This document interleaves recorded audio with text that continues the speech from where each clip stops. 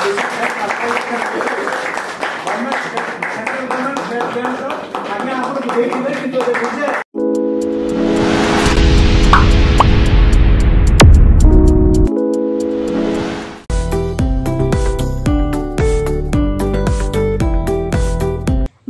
मानवाधिकार संरक्षण परिषद ओडिशा शाखा को संस्थापक एस वेंकटरमण परिदर्शन कथारे अछि मानव सेवा ही माधव सेवा। गरीब दलित निष्पेषित जनता दुखरे सहभागिता हुई सेमानंको न्याय प्रदान दिगरे सतचेष्टित भारतीय मानवाधिकार संरक्षण परिषद आज भारतीय मानवाधिकार संरक्षण परिषद ओडिशा शाखा पाई एक अविस्मरणीय दिनटीए। दीर्घ दिन अपेक्षार अंत घटाई एही परिषदर संस्थापक एस वेंकटरमण आज ओडिशा शाखा परिदर्शन करिसेंती। तांको सहित भारतीय मानवाधिकार संरक्षण परिषदर निर्देशक इंजीनियर सुभाष राव मध्य उपस्थित रहिथिले। अतिथि मानंकु पुष्पगुच्छ और उपढौकन देई स्वागत करा जायथिला। बीआर आंबेडकर तैलचित्र रे पुष्पमाल्य अर्पण सहित प्रदीप प्रज्वलन करी कार्यक्रम शुभारंभ करा जायथिला। मुख्य अतिथि भाव में एस वेंकटरमण और सम्मानित अतिथि भाव में इंजीनियर सुभाष राव आसन अलंकृत करथिले।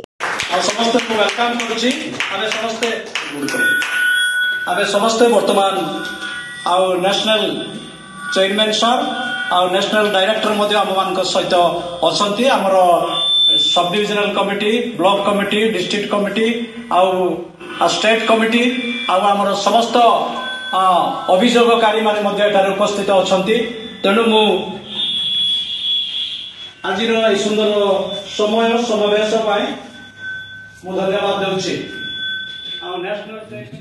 ह्यूमन राइट्स एक गुरुत्वपूर्ण कहवाक गले ताहा अन्य दृष्टि बा आमे जदि अधिकार सहित जदि पुलिस स्टेशन को जाउछु ताले ताइर भी सम्मान अछि।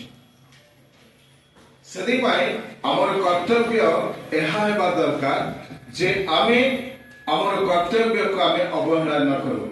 सभा कार्य आरंभ पूर्व मानवाधिकार कर्मी स्वर्गत टंकधर दास को स्मरणार्थे 1 मिनिट नीरव प्रार्थना करा जायथिला। मानव सेवा ही माधव सेवा एहाको पाथेय करी निजर कर्मपथरे आगे चलीछि एही मानवाधिकार संरक्षण परिषद। ओडिशा स्टेट चेयरमैन प्रभाकर पोंडुरु कार्यक्रम को परिचालना करथिबा बेले स्टेट डायरेक्टर गोडला चेनी कृष्णा, आईन परामर्शदाता Vibhu Prasad Satpathy, state working chairman लेडीज एवरेज, state executive officer L Narasimha Murthy, Shobhan Kumar Pani, Jalandhar Takri, M Ramakrishna, Daniel Sabar समस्त मानवाधिकार कर्मी एही कार्यक्रम रे जोग दे मानव सेवा रे निजको नियोजित करिबा पई शपथ नेथिले। एही अवसर रे गुणपुर ब्लॉक रो विभिन्न पंचायत रो प्राय 60 जन मानवाधिकार कर्मी जोग देथिले।